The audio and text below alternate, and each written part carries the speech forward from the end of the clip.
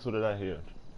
Welcome you to another episode of GT Autos. Now, this beautiful example of American creativity is our next car. This is the Cokehead Blackfin Classic. Now, this is a wonderful example of the peak of American auto manufacture. The styling and the looks of this car, it just timeless. This car is based off probably one of America's most iconic sports cars in history, and that is the Chevrolet Corvette. This is based off the first generation Corvette, the C1. It's the one that started it all. Now, before I give you any more information, I give you history, I give you specs, I give you all the information you need to know about the cars I do on this show. Now, all my stuff is going to be 100% accurate, so please don't leave any rude comments on the comment list. So let's get started. Now, Corvette, its story's been told for so long that it's just so well known. In today's standards, the Corvette is America's most popular. It is. It was introduced in 1953.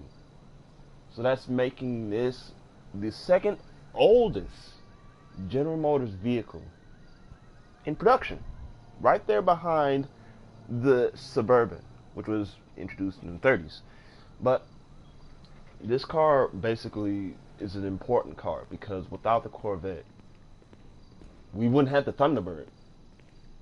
And I know that's nothing, but without the Thunderbird, we wouldn't have the Mercury Cougar. See, the car, if you don't look at it in my perspective, I think that without some of these cars, you wouldn't have these other cars that was competing against that car. And sometimes the car that was competing against that car was better than that car, and people bought that car, and that car was being praised and went in through all its years being praised. And in some cases, in some rare occasions, that car is still in production right now. Now that's rare occasions. But 1953, the Corvette, I mean, it was just a really wonderful, beautifully designed car. It was something new. People were literally just nervous to buy this car because it was just so new. Everybody was so looking at these we're used to seeing these big, huge coupes, these big, huge sedans. This was something that you would usually see roaming around Europe because it has that 2+2 roadster look. It's literally a 2+2 car. This is something you would see in Europe on these tiny little European streets. And basically, this is something that nobody was used to seeing in America. That was one thing that this car basically suffered. And I'm just going to be honest with you. Back then when the Corvette was first introduced, it wasn't a very popular car. Didn't sell very well. This car actually almost put General Motors in the kicker. Literally, it almost did. And the Corvette, it just wasn't really such a wonderful car back then. It's an important car in historical standpoint, but it wasn't a really wonderful car. For starters, let me just show you an example. Under the hood of this car is a big V8. Under the hood of the Corvette was the Blue Flame V6. Was it? It was an inline six. I can't remember, but that wasn't a really powerful engine. It really wasn't. It struggled. It really just wasn't a really good motor. So basically, you was just paying big money for just a car that wouldn't even go very fast. So we fast forward to about 2 years later, and another car was being introduced that basically gave the Corvette competition, and that was Ford's Thunderbird. The Thunderbird basically gave the Corvette competition. The reason why is because Ford was following what did the consumer want. General Motors didn't follow that. Now, in my standpoint, I love General Motors. To me, General Motors have some of the most beautiful looking cars in history. Ford really, to me, didn't because they just looked ugly to me.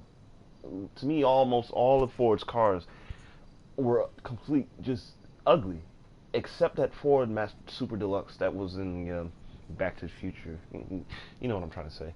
But most of Ford's cars back then were really ugly. General Motors put a lot of they put time and effort in these cars, and they were really wonderful looking. They were really beautiful. But the Thunderbird, what Ford did was they followed the consumer. They followed what they wanted, and they gave it to them. And this is why the Thunderbird went through in history as the car to talk about. People wanted People wanted to see a two-seater roadster that they wanted. They didn't want the Blue Flame V8 V6. What did they do? They gave the Thunderbird a V8. They gave it so many luxury options. It was faster than the Corvette, and for the money, it was better. Now, I know I'm going to transition to the Thunderbird. I'm trying not to, but I'm going to have to because because both of these cars really are technically the reason why that these cars were really in production. Without the Thunderbird, the Corvette would just fall into obscurity. That is the true truth about the Corvette. Without the Thunderbird, trust me, the Corvette would have fell into obscurity before the 1960 year. I'm just going to be honest with you. But the Thunderbird, they just followed the consumer. They wanted to add 2 more seats. They did in 1958. They wanted a new look. They gave it a new look in 1960. It was a new look in 57. They had to give it a new look. They wanted to add more doors to it. They did that in 1967. They wanted 2 doors again. They did that. They wanted it as a roadster. They did it. Ford followed what the consumer wanted.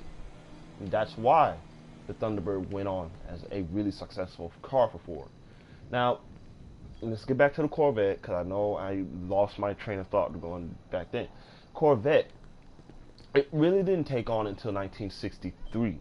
That's when the Corvette really shined. It was a new design. So they didn't want to keep this old 50s design look. So they gave it a new look, thus giving it the nickname the Stingray Corvette. And history really tells itself if you know the history of the Corvette. I mean, that's just history. And it's really a really wonderful story to tell. These cars are really just awesome cars. It's just that General Motors just didn't put any attention to detail when it came to the Corvette. They just basically, it was a rush job. And that's true. Corvette was literally a rush job. They didn't wait. They didn't put a concept. Well, there was a concept. They just basically didn't take as much time to put into its paces, to give it its tests. They didn't do that. So that's why that particular model year of Corvettes failed. Now, don't get me wrong. They're really cool cars. They're really collectible. They're the holy grail of Corvettes. So I'm not trashing them down. I'm just saying these cars back in the 50s did not sell well. They didn't do well. They weren't popular. The Thunderbird basically outsold them and outshined them way better than they thought it did. That's what I'm trying to say. But the Coquette, the Blackfin was introduced, I think, three years ago, and this is the 3rd rendition of the Coquette. It's a really nice car. This is a muscle car. This is classified as a muscle car. The Coquette Classic is considered a sports classic, and the regular Coquette, of course, is a sports car. This is the 3rd rendition of the Coquette. I wish there was another rendition. They need to keep doing these renditions of the Coquette because I want to see an 80s version. I want to see the version from Grand Theft Auto 4. I want to see those renditions come back. But this car is just really an awesome car. It's the quickest muscle car in the game, but the only quirks that it has is you really need to control the handling. This car's handling is just really weird. You just need to control it really well. And another situation with this car is it's revving. It takes a good long time to get it up to its red line. So I'm just going to floor it right now.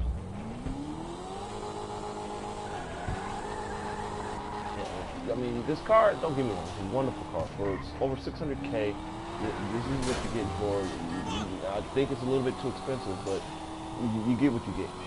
On a scale of 1 to 10 with performance, I have to give it a 10, because this car is literally the fastest muscle car in the game. It is. Scale of 1 to 10 with looks, I have to give this car a 10 as well, because this is from the era of the peak of car manufacturers in the 1950s. So American cars from the 50s always would get a 10 in my book. They were always with elegant stance and sophistication. This car has a wonderful stance. I would say freaking 7 because its stance is a little weird to me, but it's 7. 7 out of 10. Pricing is pretty expensive. Matter of fact, I want to pull it up because I don't know the exact number. So we'll scroll right down until we see.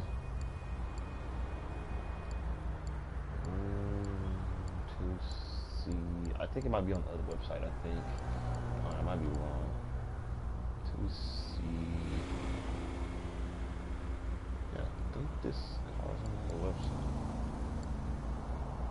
Let's keep going down until here it is. $695,000. Pretty penny for this kind of car. And you see the braking and the traction for this car. So yeah, I mean, this is what you paid for. It's a really nice car. So if you want a car with looks, this is the car. It's also a convertible version. You can take the roof off. It's just a wonderful car. I like it. This is what it does in 1920 out here signing off. I need to try to do these videos a little bit shorter instead of wandering off. So I'll see you guys later.